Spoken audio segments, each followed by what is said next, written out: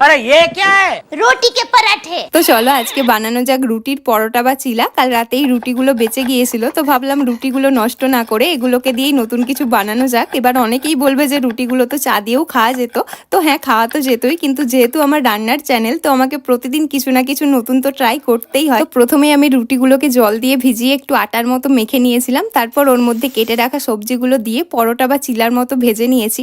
আর যা গরম পড়েছে এই গরমে আমার একটাই প্রবলেম যে মাঝে মাঝে আমার মুখে পিম্পলস বেরোয়। এবার পিম্পলসকে তো আমরা আটকাতে পারবো না, কিন্তু আমি পিম্পলসের দাগকে আটকাতে পারি, কারণ আমি ব্যবহার করি গুড ভাইবস এর রোজিপ সিরাম। আগের একটা ভিডিওতেই তোমাদের বলেছিলাম যে রোজিপ সিরাম কিভাবে মুখে সমস্ত একনের দাগ দূর করে। তো চলো এবার জানা যাক এই রোজিপ সিরাম আমাদের মুখে আর কি কি চেঞ্জেস আনতে পারে।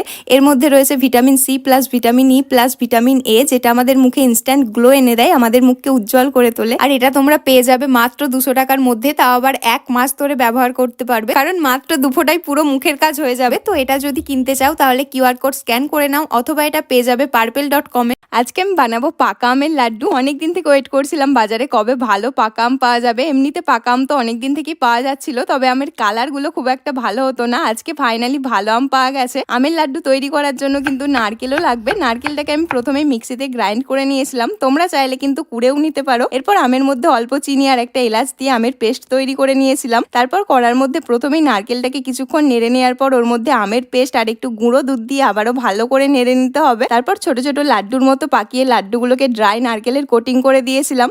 খেতে কিন্তু টেস্টি হয়েছিল, তোমরাও ট্রাই করে দেখতে পারো। রান্নার চ্যানেল খোলার একটা সুবিধা তো হয়েছে, যখন যেটা খাবার ইচ্ছা হয় এখন নিজেই বানিয়ে নিতে পারি। যেমন কয়েকদিন থেকে আমার ডোনাট খাওয়ার ইচ্ছা হচ্ছিল, কিন্তু যেহেতু আমি থাকি প্রপার গ্রামে, এখানে এইসব খাবার পাওয়া যায় না। তো চলো আজকে বাড়িতেই সহজে বানিয়ে নিই ডোনাট। যার জন্য লাগবে পাউরুটি। প্রথমেই পাউরুটির 4টে সাইড কেটে বাদ দেওয়ার পর কিছুটা দুধ দিয়ে পাউরুটিটাকে ভালো করে মাখিয়ে ডোনাটের আকারে ভেজে নিয়েছিলাম। এরপর লাগবে কিছুটা চকলেট। চকলেটটাকে কেটে গলিয়ে নেওয়ার পর ভেজে রাখা ডোনাটের অর্ধেকটা চকলেটে ডিপ করলেই তৈরি হয়ে যাবে ভাইরাল ব্রেড ডোনাট। খেতে কিন্তু খুবই টেস্টি হয়েছিল। চলো আজকে বানানো যাক ভেজ পটাটো ফ্রাই, মানে নিরামিষ আলু ভাজা। তবে এই আলু ভাজাটা নর্মাল আলু ভাজার থেকে একেবারে অন্য রকমের। এটাকে মুখরোচক জলখাবার হিসাবে খেতে পারবে। যার জন্য আমি প্রথমেই দুটো আলুকে গোল গোল করে কেটে নুন আর হলুদ জলে কিছুক্ষণ ভাপিয়ে নিয়েছি। তবে লক্ষ্য রাখবে খুব বেশি সেদ্ধ যেন না হয়ে যায়। এরপর বেসনের মধ্যে নুন, লঙ্কা গুঁড়ো, ধনে গুঁড়ো, জিরে গুঁড়ো, একটু আদা বাটা, 1 চামচ তেল, একটু লেবুর রস আর জল দিয়ে বেসনের একটা পাতলা ব্যাটার তৈরি করে নিতে হবে। এরপর সেদ্ধ করে রাখা আলুগুলোকে প্রথমে বেসনের ব্যাটারে তারপর ওপর থেকে একটু ব্রেড ক্রাম্বস লাগিয়ে গরম গরম তেলে ভেজে নিয়েছি। খুবই ক্রিস্পি হয়েছিল খেতে। আজকে আমি বানাচ্ছি নলেন গুড়ের রসগোল্লা। যার জন্য আমি এখানে নিয়েছি 2 লিটার দুধ। দুধটা ফুটে যাওয়ার পর দুধের মধ্যে ভিনিগার দিয়ে ছানা কাটিয়ে নিয়েছিলাম। এর আগে যতবার আমাদের বাড়িতে রসগোল্লা বানানোর চেষ্টা করা হয়েছে একবারও পারফেক্ট হয়নি, কারণ ছানা কাটানোর পর আমরা ছানার মধ্যে 1 চামচ ময়দা আর কিছুটা গুঁড়ো চিনি তো দিতাম, কিন্তু তারপর ছানাটাকে এইভাবে হাতের তালু দিয়ে ভালো করে ঘষতাম না, যার জন্য মিষ্টিগুলো নরম হতো না। এরপর 2 কাপ জলের মধ্যে 1 বাটি নলেন গুড় দিয়ে গুড়টা ফুটে যাওয়ার পর তৈরি করে রাখা মিষ্টিগুলো তুলে দিয়েছিলাম। কিছুটা ফোটানোর পরই দেখো মিষ্টিগুলো কতটা ফুলে গেছে আর খুবই নরম হয়েছিল। তোমরাও এভাবে ট্রাই করে দেখতে পারো। আজকে আমি রেডি হয়েছিলাম একটু বাইরে যাব বলে। যাবার আগে মা বললো আমাকে 1 কাপ চা খাইয়ে যা। বেচারা মা পুরো দিনটাই আমাদের জন্য খাটে, 1 কাপ চা বানিয়ে তো খাওয়াতেই পারি। দার্জিলিং এ গিয়ে আমি মশালা চা খেয়েছিলাম, আমার খুবই ভালো লেগেছিল, তাই আজকে মাকেও বানিয়ে খাওয়াচ্ছি। প্রতিবারের মতো 1 কাপ বানাতে গিয়ে 2 কাপ বানানো হয়ে গেছে, এবার বেশিটা আমাকেই খেতে হচ্ছে। আরে লিপস্টিকটা ওঠেনি না? উঠবে না উঠবে না, কারণ আমি ইউজ করেছি মার্সের ম্যাট লিপস্টিক কম্বো। এটা অ্যাফোর্ডেবল কিন্তু প্রিমিয়াম লিপস্টিক কম্বো, মানে ক্যাজুয়াল লুক হোক বা ফেস্টিভ লুক, সব ওকেশনের জন্যই ready. Comfortable matte texture smoothly glide করে। এটা highly pigmented, long lasting, smudge proof. আর এটা অ্যাভেলেবেল রয়েছে কিছু বোল্ড আর ভার্সেটাইল শেডসে, যেমন reds, maroon, nude pink, vibrant pink and brown. এটা তোমরা খুবই ইজিলি পেয়ে যাবে ফ্লিপকার্ট আর মিন্ত্রাতে। बदलते देखे मन के बाग भी, सपनों में श्रृंगार हो तो दिए जल उठते हैं, ख्वाहिशों के और शर्म के दिए जल उठते हैं। आजा पिया आजा तेरे ही लिए जलते दिए, बितानी तेरे साए में চলো আজকে বানানো যাক চিজ পাস্তা। পাস্তা তো অনেক খেয়েছি, কিন্তু এইভাবে পাস্তা বানিয়ে বাড়িতে কোনোদিন খেয়ে দেখিনি। আর এখন যে কোনো জাঙ্ক ফুডেই দেখি চিজ দেওয়া থাকে, তাই পাস্তাটাই বা কেন বাদ যায়। তো প্রথমেই আমি পাস্তাটাকে নুন আর তেল দিয়ে সেদ্ধ করতে বসিয়ে দিয়েছি। এরপর পাস্তাটা জল ঝারিয়ে নেওয়ার পর কড়ার মধ্যে দিয়েছি একদম অল্প তেল আর বাটার। এরপর ওর মধ্যে রসুন কুচি, পেঁয়াজ কুচি, অরিগ্যানো, চিলি ফ্লেক্স আর পিৎজা পাস্তা সস দেওয়ার পর কিছুটা জল দিয়ে ভালোভাবে নেড়ে চেড়ে ওপর থেকে কিছুটা চিজ গ্রেট করে দিয়েছি। এরপর পাস্তাটাকে ভালোভাবে নেড়ে চেড়ে ওপরে একটা চিজ স্লাইস আর চিলি ফ্লেক্স দিয়ে নামিয়ে নিয়েছি। আজকে জন্মাষ্টমী উপলক্ষে আমি বাড়িতে বানিয়েছিলাম কালাকাঁদ মিষ্টি, যার জন্য আমি নিয়েছি 2 লিটার দুধ। দুধটাকে অর্ধেক অর্ধেক করে দুটো কড়াই ফোটাতে দিয়েছি। একটা কড়ার দুধ ফুটে যাওয়ার পর ওর মধ্যে একটু ভিনিগার দিয়ে ছানা কাটিয়ে নিয়েছি। এরপর ছানাটা থেকে পুরো জলটা নিকড়ে বের করে নিতে হবে। ছানার মধ্যে একটু ঠান্ডা জলও দিয়েছিলাম। অন্য কড়ার দুধের মধ্যে দিয়েছি পরিমাণ মতো চিনি। এরপর কাটিয়ে রাখা ছানাটাকে হাত দিয়ে গুঁড়ো গুঁড়ো করে দুধের মধ্যে দেওয়ার পর ওর মধ্যে দিয়েছি একটু এলাচের গুঁড়ো। এরপর পুরো দুধটা কমে বসে যাওয়ার পর ওটাকে একটা জায়গার মধ্যে ঢেলে রুম টেম্পারেচারে 3 থেকে 4 ঘন্টা রেখে দিয়েছিলাম। তারপর কেটে নিয়েছি।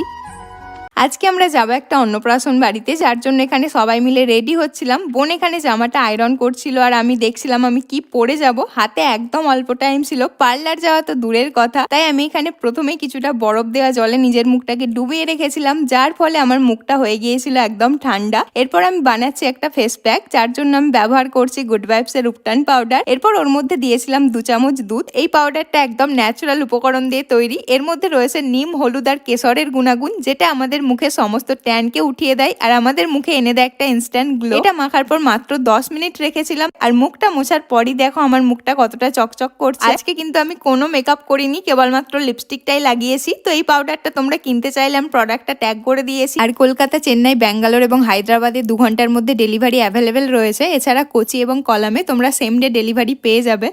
চলো আজকে বানানো যাক ধনেপাতার ভর্তা। প্রতি বছর শীতকালে আমাদের বাড়িতে প্রচুর ধনে গাছ লাগানো হয় কেবলমাত্র এই ভর্তাটা খাওয়ার জন্য। আর এই ভর্তাটা হলে ভাত দিয়ে আর অন্য কিছু না হলেও আমার চলে যায়। তবে যা ঠান্ডা পড়েছে, এই রোদ ছেড়ে আর ঘরের মধ্যে যেতেই ইচ্ছা করছিল না, তাই আজকের রান্নাটা আমি ছাদেই করছি। প্রথমেই তেলের মধ্যে রসুন আর লঙ্কা ভেজে নেওয়ার পর ধনে পাতাগুলোকেও ভেজে নিয়েছিলাম। তারপর সবকিছুকে একসাথে বেটে নিয়েছি। রান্নাটা করে নিচে গিয়ে দেখলাম বোন জানি না কেন মন ভার করে বসে রয়েছে। আরে দেখ না, নিউ ইয়ার আসছে, মাসের শেষ, একটু মেকআপ কিনবো, কিন্তু একদম টাকা নেই। এবার আমি নিউ ইয়ার পার্টিতে মুখের গ্লোটা কি করে আনবো? তাহলে তুই স্টোভ ক্রিম ব্যবহার কর না। মাত্র 200 টাকা, আমি কি কিনবো এতে? এটাতেই কাজ হয়ে যাবে। এটা হলো এনওয়েবের স্টোভ ক্রিম, যার দাম হলো মাত্র 99 রুপিস। এটা প্রাইমার প্লাস ময়শ্চারাইজার প্লাস হাইলাইটারেরও কাজ করে আর আমাদের মুখে এনে দেয় একটা ডিউই গ্লো। এটা আমাদের মুখে ময়শ্চারাইজড রাখে। এরপর আমি ব্যবহার করেছিলাম এনওয়েবের সিরাম ফাউন্ডেশন। তারপর আমি ব্যবহার করেছি এনওয়েবের ভেলভেট মুস লিপস্টিক। তো এই নিউ ইয়ারে কম বাজেটের মধ্যে তোমরাও যদি পেতে চাও ডিউই গ্লো, তাহলে কিনে নাও এনওয়েবের স্টোভ ক্রিমের এই 10 গ্রামের ট্রায়াল প্যাকটা, যার দাম কিন্তু মাত্র 99 রুপিস। এছাড়া এটা 15 গ্রামও অ্যাভেলেবেল রয়েছে, যেটা আমি ব্যবহার করি। আজকে বোন আমাকে দেবে 500 টাকা, কিন্তু তার জন্য আমাকে এই ঝাল ঝাল লঙ্কা দেওয়া ফুচকাগুলো খেতে হবে। এতগুলো ঝাল ফুচকা একসাথে খেতে গেলে আমার চোখ দিয়ে জল বেরোবে, ভিডিওতে দেখতে খুবই বাজে লাগবে। তাই চলো আগে একটু মেকআপ করে নেওয়া যাক। প্রথমে আমি ইউজ করছি ফেসেস কানাডা স্টোভ ক্রিম। এর মধ্যে রয়েছে সিয়া বাটার প্লাস হাইলুরনিক অ্যাসিড, যেটা আমাদের মুখের মধ্যে একটা ইনস্ট্যান্ট গ্লো এনে দেয়, আমাদের মুখকে হাইলাইট করে। এটা নর্মালিও ব্যবহার করা যায় অথবা ফাউন্ডেশনের সাথে মিক্সড করেও ব্যবহার করা যায়। ফাউন্ডেশন হিসাবে আমি এখানে ব্যবহার করেছি Faces Canada Hydra Matte foundation. এর মধ্যে foundation plus SPF 30 plus moisturiser তিনটেই রয়েছে। এরপর আমি ব্যবহার করছি Faces Canada Comfy Matte Wow lipstick. এটা খুবই lightweight, transfer proof, long lasting, highly pigmented এবং ফুড প্রুফ। আর এত কিছু তোমরা পেয়ে যাবে মাত্র 299 রুপিসেই। তো এই সব প্রোডাক্টগুলো তোমরা খুবই সহজে purple.com এ পেয়ে যাবে, অথবা এটা QR কোডটা স্ক্যান করেও কিনে নিতে পারবে। কাল রাত্রিতে মাকে বলেছিলাম একটু বেশি করে ছোলা ভিজিয়ে দিতে। মা বললো এত ছোলা দিয়ে করবিটা কি? তারপর আমি মাকে দেখালাম ছোলার একটা ট্রেন্ডিং রেসিপি, যেটা খুবই ভাইরাল চলছে। দেখে তো মনে হচ্ছিল খুবই টেস্টি হবে, যার জন্য প্রথমেই পেঁয়াজ, আদা, রসুন, লঙ্কা, টমেটো ভেজে নেওয়ার পর মিক্সিতে পেস্ট করে নিয়েছিলাম। এরপর তেলের মধ্যে জিরে আর গোটা গরম মশলা ভেজে নেওয়ার পর পেঁয়াজও ভেজে নিতে হবে। তারপর ওর মধ্যে পেস্ট করে রাখা মশলাটা দেওয়ার পর দিয়েছিলাম একটু জিরে গুঁড়ো, ধনে গুঁড়ো, লঙ্কা গুঁড়ো, হলুদ গুঁড়ো, গরম মশলা আর নুন। এরপর পরিমাণ মতো জল দিয়ে জলটা ফুটে যাওয়ার পর ছোলাগুলো তুলে দিতে হবে। তারপর ভালো করে ফুটিয়ে নিলেই তৈরি হয়ে যাবে ছোলার ভাইরাল রেসিপি। দেখে যেমন টেস্টি মনে হচ্ছিল, খেতেও কিন্তু খুবই টেস্টি হয়েছিল। আজকে আমি বানাচ্ছি আমার ছোটবেলা থেকে খুবই পছন্দের একটা খাবার, যার নাম হচ্ছে গুড় কাঠি বা কাঠি ভাজা। কাঠি ভাজা বানানোর জন্য ময়দাটাকে কিন্তু ডালডা দিয়েই মাখতে হবে, তেল দিয়ে মাখালে হবে না। এরপর একটু মোটা করে রুটি বেলে রুটিটাকে সরু সরু করে কেটে গরম তেলে একদম লো ফ্লেমে ভেজে নিতে হবে। তারপর চিনি বা গুড়ের পাক করে তার মধ্যে কাঠিগুলো দিয়ে ভালো করে নেড়ে নিলেই তৈরি হয়ে যাবে। কাল ছিল বড়দিন, বড়দিনে আমি নিজের হাতের বানানো কেক নিয়ে চলে এসেছি দিদি বাড়িতে। কেকটা দিদিদেরও খুব ভালো লেগেছে, আর আমাদের পুচু বাবু নতুন নতুন খাওয়া শিখেছে, তো এখন খাচ্ছে একটুখানি গুড় দিয়ে সুজি। আর আজকে বরুণদা বাজার থেকে বেশ বড় বড় চিংড়ি মাছ কিনে এনে বলল চল আজকে বড়দিনের দিন আমরা চিংড়ি মাছের মালাইকারি বানিয়ে খাই। মালাইকারি বানানোর জন্য কাজু বাদাম আর নারকেলের দুধটা অর্ডার করেছিল। তার সাথে নিয়েছে গোটা গরম মশলা, আদা বাটা, রসুন বাটা, পেঁয়াজ বাটা, কাজু বাদামের সাথে 2টো কাঁচা লঙ্কা বেটে নিয়েছিল। আমি অনেক রান্নাই করেছি, কিন্তু প্রথমবার বরুণদার হাতে চিংড়ি মাছের মালাইকারি খেয়ে আমি মালাইকারির ফ্যান হয়ে গেছি। তোমরাও চাইলে এইভাবে রান্না করে দেখতে পারো। হয়ে যাওয়ার পর ওপর থেকে একটুখানি তেল ছড়িয়ে দিয়েছে, খেতে যা হয়েছিল না। চলো আজকে বানানো যাক আমলকির আচার। এমনিতে কাঁচা আমলকি নুন দিয়ে খেতেই আমার দারুণ লাগে, কিন্তু সারা বছর তো আর আমলকি পাওয়া যাবে না, তাই আচার বানিয়ে রেখে দিচ্ছি যাতে সারা বছর খেতে পারি। আর আজকের আচারটা আমি খুবই সহজভাবে বানাবো। তো প্রথমে আমি আমলকিগুলোকে সেদ্ধ করে নিয়েছি। আমলকিগুলোকে ততক্ষণ সেদ্ধ করতে হবে যতক্ষণ না পর্যন্ত প্রত্যেকটা আমলকির মুখ ফেটে যাচ্ছে। এরপর আমলকির মধ্যে লঙ্কার গুঁড়ো, হলুদ গুঁড়ো, নুন আর কিছুটা তেল মাখিয়ে আমলকিগুলোকে একটা জারের মধ্যে ভরে ওপর থেকে আরও কিছুটা তেল দিতে হবে। জারের মুখটা বেশ কিছুদিন বন্ধ করে রাখতে হবে।